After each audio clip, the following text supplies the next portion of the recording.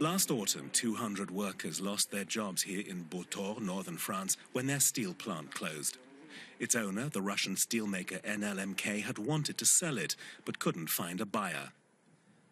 For more than a century, the plant had been a pillar of the local economy. The workers say they can't understand why the government did nothing to prevent the closure.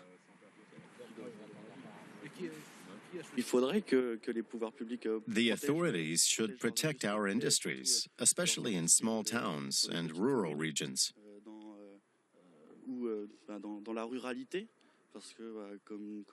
We were a really good team. In Belgium, the regional government bought 49% of an NLMK plant. Why does the Belgian state do it and the French state doesn't?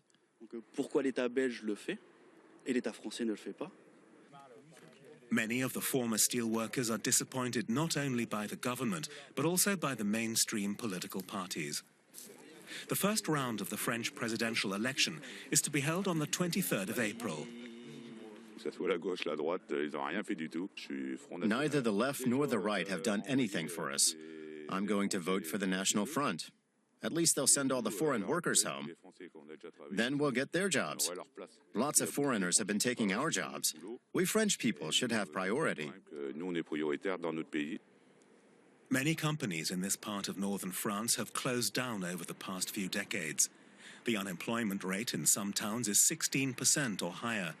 People here feel abandoned, left high and dry. Many find the arguments, or the slogans, of the far-right National Front appealing. 5 mayors in the region represent the party.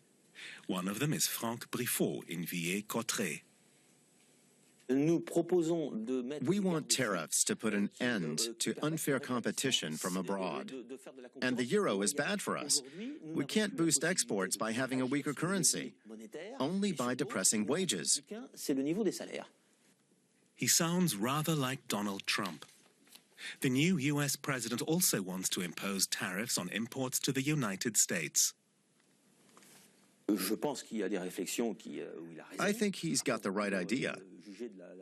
Of course, the Americans want to act in their own interest, but they're asking the right questions, and others will follow suit. What we're witnessing is the end of a certain economic model that's been sold to us in such a dogmatic manner. Briffaut denies that protectionist measures could harm French firms, for example, if they have to pay more for imports. He believes the risks of an open economy and of an open society are greater. It's dangerous to admit 300,000 foreigners every year. They don't want to integrate. We have to put an end to this political wishful thinking that says we can all just hold hands and get along. That's not the way the world works.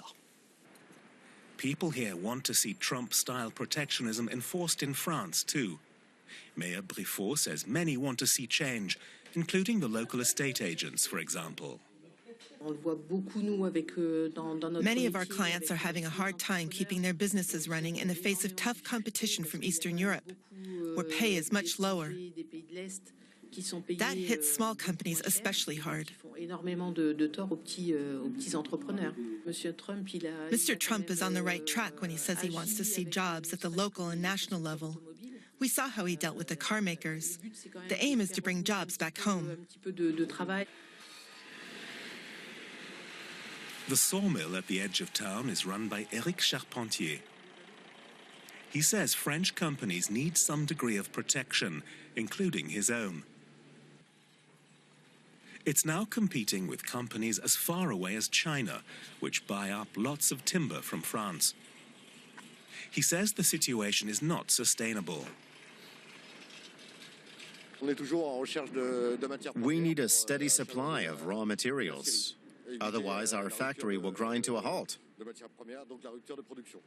The government should ensure that French timber remains in France so that our lumber and woodworking industry can survive.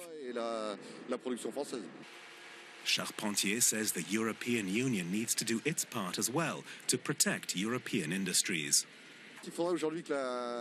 The EU should take tougher measures to protect the economy with respect to imports and exports.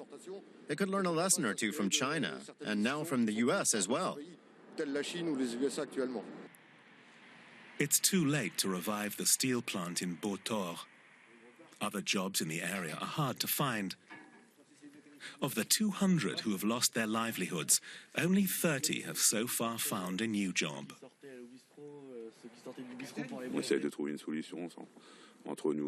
We meet and try to cheer each other up, especially when somebody is feeling really desperate and is having a particularly lousy day. We're there for each other, even though NLMK isn't there for us anymore. They're not giving up without a fight. They're filing suit, demanding a better severance package. Some spent their entire working life at the plant.